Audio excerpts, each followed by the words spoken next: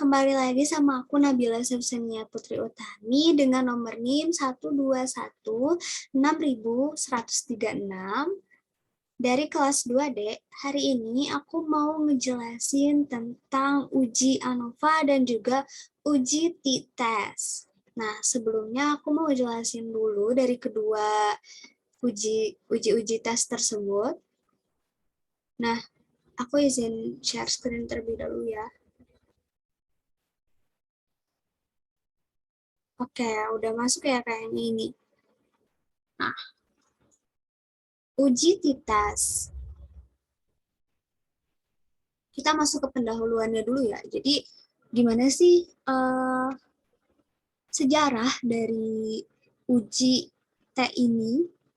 Uji T ini itu diturunkan oleh W.S. Gosset tahun 1908.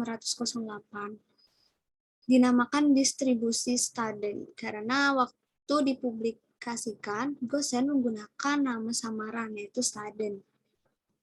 Dan huruf T yang terdapat dalam istilah uji T dari huruf terakhir nama beliau. Sejak itu distribusi bagi T disebut distribusi Staden T. Nah, fungsi dari uji T ini tuh yang pertama, untuk menguji rata-rata suatu sampel. Yang kedua, untuk membandingkan rata-rata dua sampel, ada tidaknya perbedaan rata-rata tersebut. Untuk spesifikasinya, data yang berskala ukur interval ataupun rasio.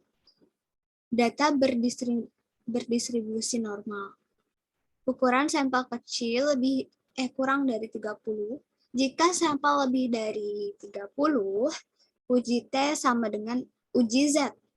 Hanya pada uji T diasumsikan simpangan baku populasi tidak diketahui. Nah, jenis-jenis uji T itu ada dua.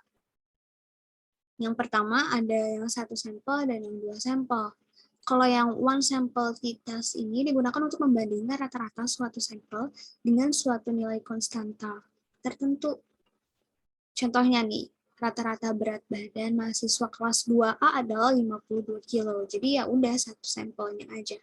Sedangkan untuk dua sampel atau two sample t-test yaitu dua sampel berpasangan. Ada juga dua sampel bebas. Untuk yang pertama nih, yang dependent, fungsinya untuk membandingkan rata-rata dua grup yang saling berpasangan, yaitu sampel dengan subjek yang sama, namun terdapat dua perlakuan atau kejadian yang berbeda. Nah, contohnya ini, rata-rata berat badan mahasiswa kelas 2A sebelum adanya pandemi COVID dan sesudah adanya pandemi COVID. Jadi ada perbedaan dari kedua sampel tersebut. Nah, untuk yang dua sampel bebas atau yang independen ini tuh fungsinya untuk membandingkan rata-rata dua grup yang tidak saling berpasangan, yaitu dua subjek yang berbeda. Contohnya rata-rata berat badan mahasiswa kelas 2A dan juga kelas 2B berbeda. Nah, seperti itu. Nah, untuk selanjutnya seperti apa sih? Nah, terdapat soalnya seperti ini. Seorang guru matematika di salah satu SMA Negeri Bogor ingin menguji apakah terdapat perbedaan nilai ujian matematika antara kelas A dan B. Guru tersebut mengambil sampel secara acak sebanyak 15 orang siswa dari masing-masing kelas. Berikut ini merupakan data nilai ujian matematika untuk kelas A dan B. Untuk kelas A, nilainya seperti ini, terdapat 15 peserta, dan juga untuk kelas B dengan peserta yang sama. Untuk mengerjakannya, kita langsung beralih ke aplikasi SPSS. Yang pertama, kita tentukan dulu isi dari data variabel Q-nya.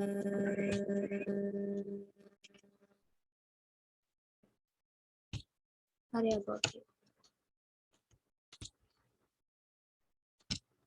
Nih, untuk variabel pertama adalah nilai. Untuk yang keduanya adalah kelas.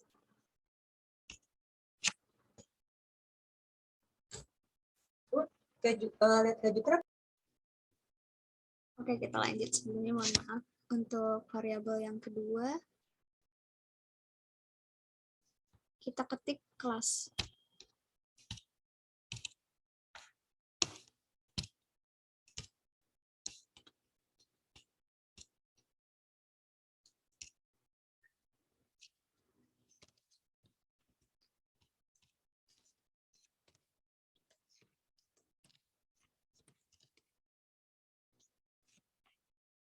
Untuk desimalnya, kita turunkan dulu ke 0. Lalu untuk label, di sini ada nilai ujian matematika.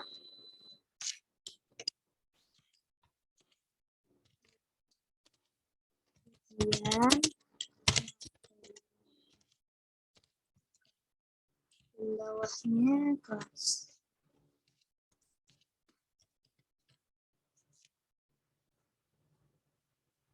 Lalu untuk value yang atas kita kosongin aja, dan yang kelas kita isi untuk value pertama. Labelnya adalah kelas A.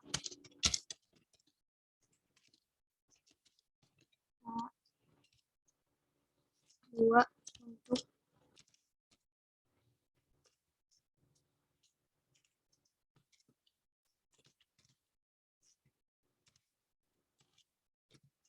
kelas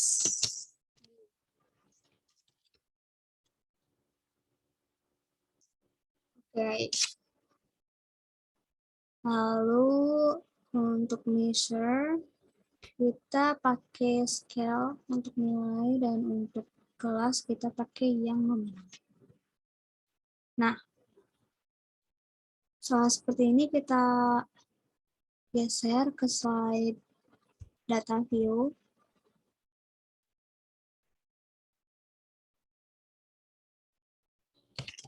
Kita isi dengan ini.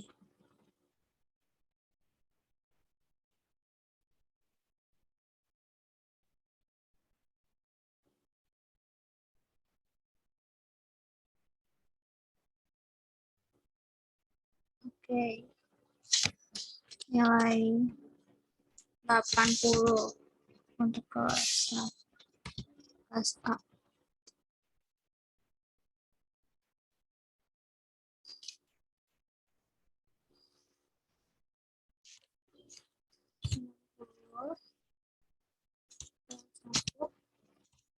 Sepuluh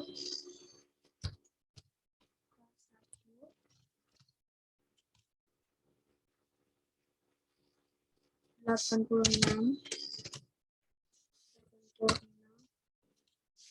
masih di kelas A.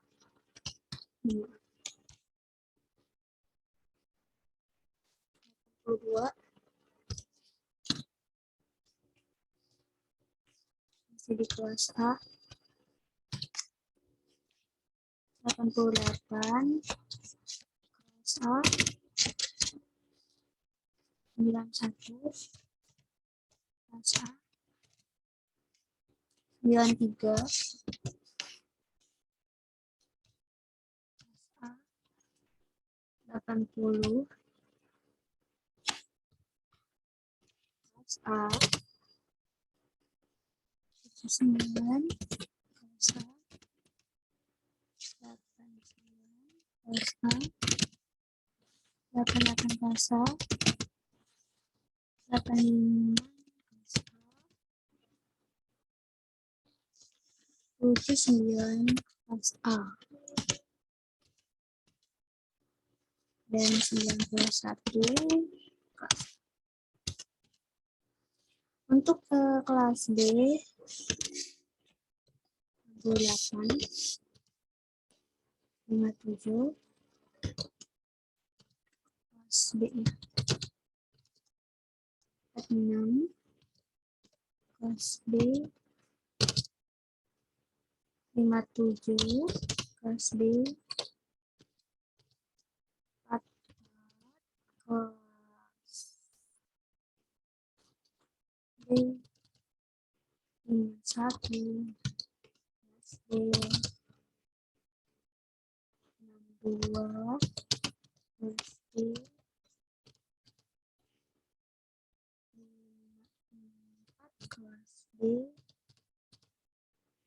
49 kelas C 48 kelas B 64 kelas B 8 lagi kelas B 58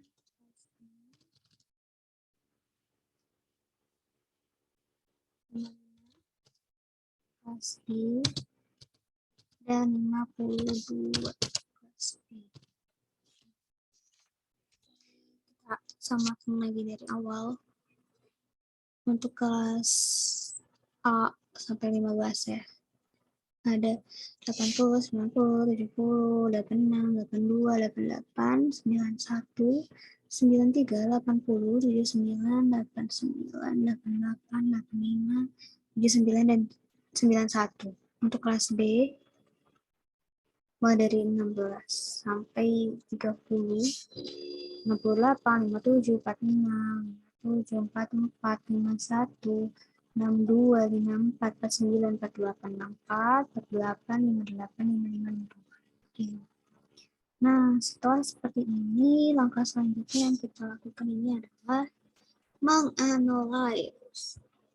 Untuk analisisnya, kita pencet pilih menu components dan pakai independent sample details.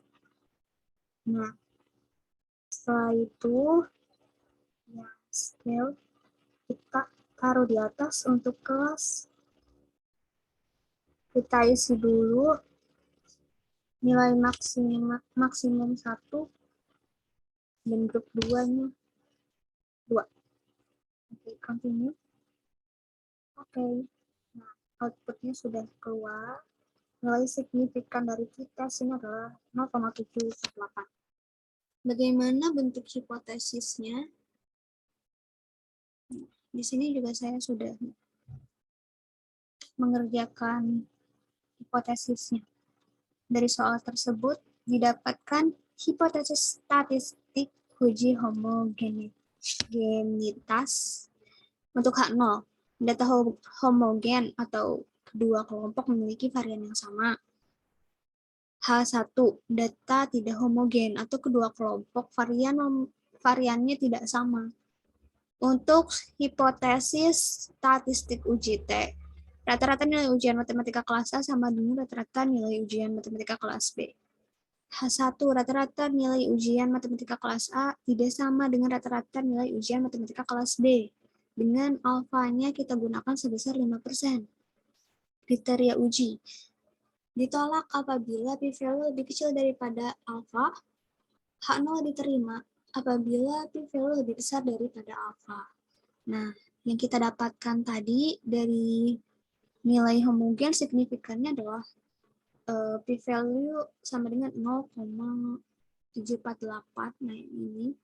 Maka ini tuh lebih besar dari nilai alfa 0,05.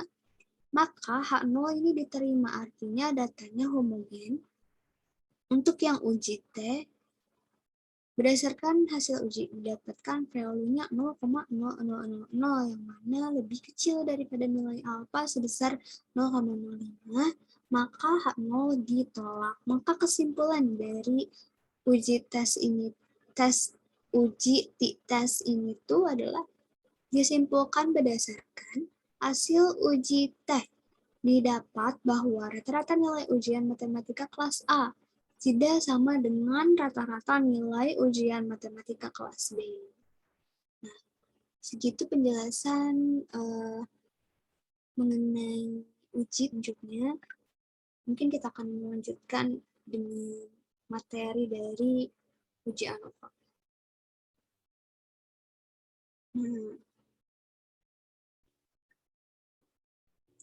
Baik, kita lanjutkan ke uji ANOVA. ANOVA atau Analysis of Variance. Pendahuluan. ANOVA atau Analysis of Variance atau analisis seragam adalah analisis statistik yang digunakan untuk menguji perbedaan rata-rata dua kelompok atau lebih. Suatu teknik analisis untuk membandingkan variasi rata-rata dan simpangan baku dari dua atau lebih variabel atau kelompok sampel. Nah, ini juga disebut sebagai uji homogenitas. Spesifikasi data uji ANOVA ini harus berskala ukur, interval atau rasio. Sudah dipastikan ini adalah kategori numerik ya. Nih, suatu uji ingin mengetahui apakah terdapat perbedaan rata-rata berat badan antara usia anak 3-5 tahun yang mengonsumsi vitamin tertentu. Nah, di sini tuh ada vitamin A, B, C, D, E. Nah, kalau misalnya mau menguji ini tuh, sampel uji ANOVA tidak boleh lebih dari 2, tapi harus 2. Jadi yang diambil mau A, B, atau B, C, atau C, D, D, E. Nah, itu baru kita bisa uji dengan uji ANOVA. Untuk uji ANOVA ini, data berdistribusi normal, memiliki varian atau ragam yang homogen, antar pengamatan saling bebas atau independen, komponen-komponen dalam modelnya bersifat aditif. Prinsip ANOVA.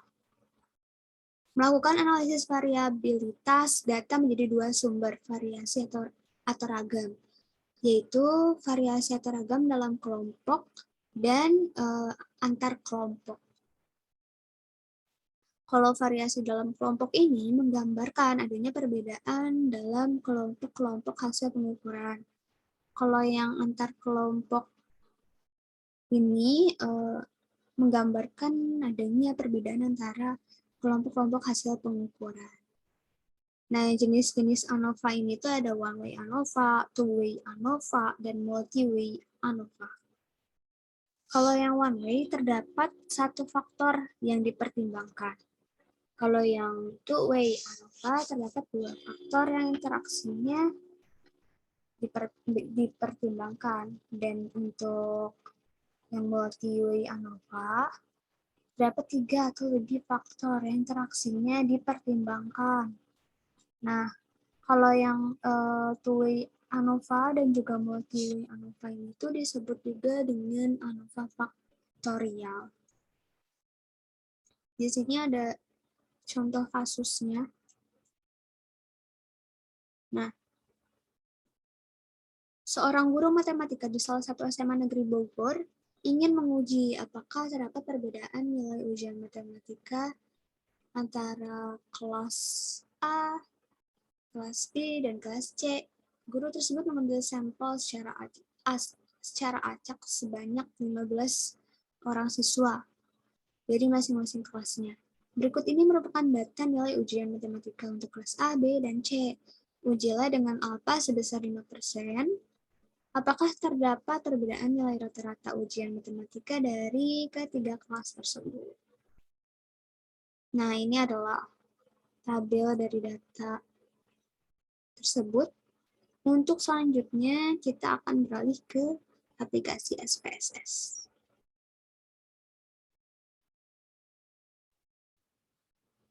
Oke, nah ini kita udah masuk ke aplikasi SPSS.